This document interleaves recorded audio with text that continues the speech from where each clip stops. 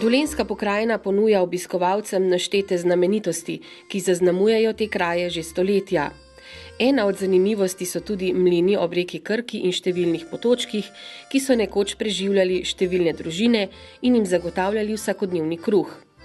Po pripovedovanju domačinov je tu nekoč delovalo 9 mlinov in 2 žagi. Danes je od te zapuščine žal ostala le zgodba, ki pa jo turistični promotorji želijo obuditi v življenje. Tako so 2. septembrsko soboto v občini Škocjan, nedaleč od Novega mesta, odprli tako imenovano Mlinarjevo pot in mimoidočim predstavili le delček njihove preteklosti. Pot je v kraju Bučka slavnostno odprl škocjanski župan.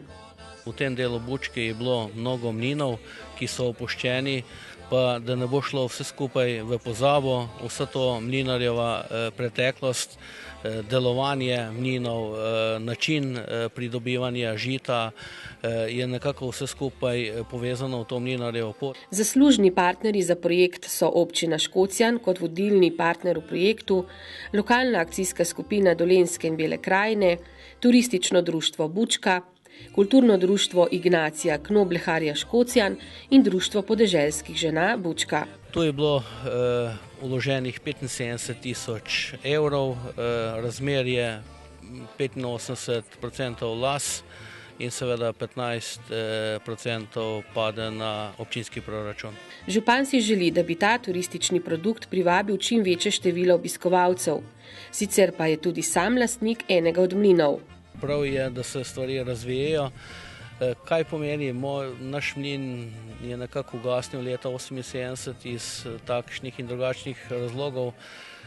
Seveda, vsa ta leta je opuščen, sedaj smo nekako se lotili, da postopoma začnemo z obnovo, pomeni veliko stroškov, tako da čas, ki prihaja, tudi ni najbolj naklonjeno, samo upam, da bo enkrat uspelo in da bo tudi ta mlin nekako zaživel.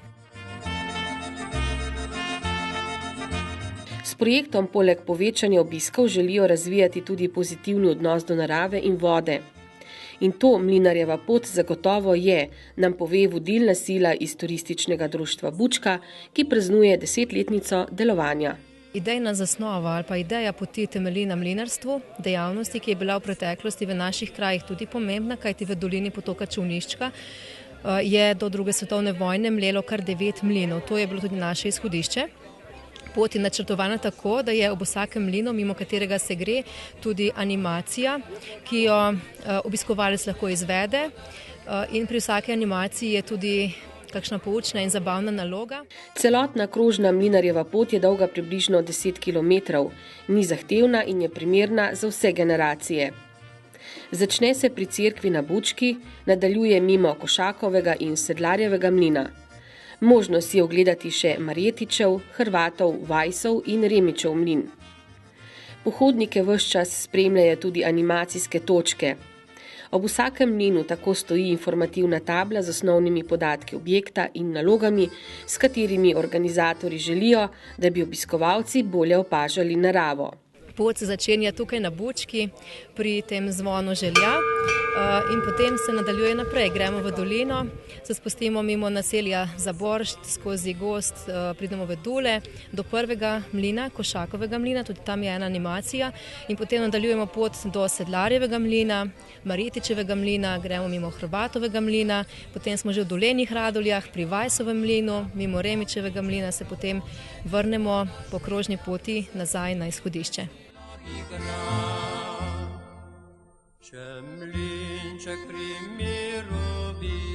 Da so lahko izpeljali projekt Mlinarjeve poti, jim je zagotovo pomagalo to, da je bila občina Škocjan uspešna pri prijavi na javni poziv za sofinanciranje projektov iz sredstev lokalne akcijske skupine Dolenjske in Bele krajine. Združuje tisto, kar bi mi radi, in sicer, da na eni strani lokalne skupnosti, ki imajo nekje finančne sredstva, da lahko financirajo infrastrukturni del, na drugi strani pa sodelujejo društva, to se pravi aktivi kmečki žena, kulturna društva, turistična društva, ki pa vključuje veliko prostovoljnega dela.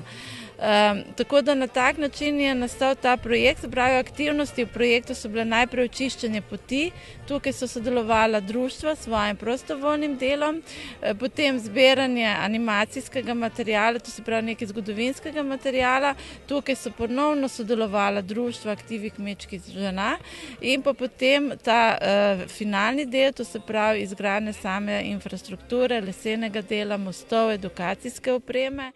Pohodnike na poti poleg tabel in mlinov čaka tudi veliko domačih dobrot, ki smo jih bili deležni tudi mi. Na eni od postojank nam je podžupan občine Škocjan prikazal izdelovanje mlinčka in kako ga uporabiti na vodi. Mi smo pač v turističnem društvu smo hoteli to pot nekako obnoviti, te stare običaje nekako oživeti. Seveda poskušali bomo tudi kakšen mlin usposobiti, da bo tudi deloval, da bo tudi možno kupiti kakšno kilo moke, videti, kako je to potekalo, kako so nosili, kako se je mlelo.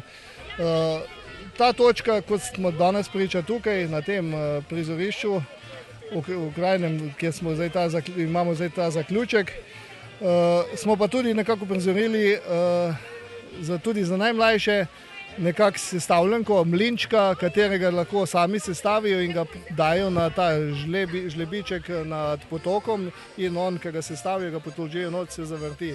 Obnova Mlinarjeve poti je, kot pravi podžupan, šele začetek obujanja zapuščine v teh krajih. Seveda, pot naša ni končana. Mi hočemo stvar nadgrajevati, še dopolniti animacije, določene točke, še dopolniti, izboljšati z mostovi, z barvmi, kaj vem kaj. Idej imamo čuda, seveda vse je povezano s financami, tako da trudimo se.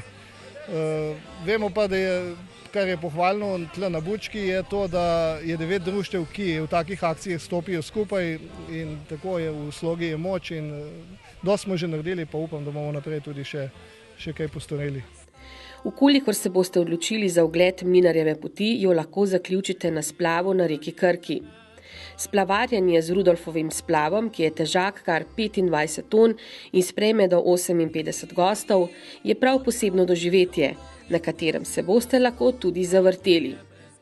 Splavarjanje po Krki organizira turistična agencija Kompas Novo mesto, kjer obiskovalcem pripravijo zanimiv animacijski program. Vabimo skupine in jim ponudimo splavarjanje, kjer jih pričaka Perica in pa Primičeva Julija, to je ena taka bolj vesela varianta s harmonikorjem. Pripravili smo pa še eno zgodbo, kjer povemo zgodbo o Lojzetu Slaku, njegovo življenje, pojemo njegove pesmi. Na splavu so do sedaj pripravili številne dogodke in obletnice ter razveselili na tisoče obiskovalcev.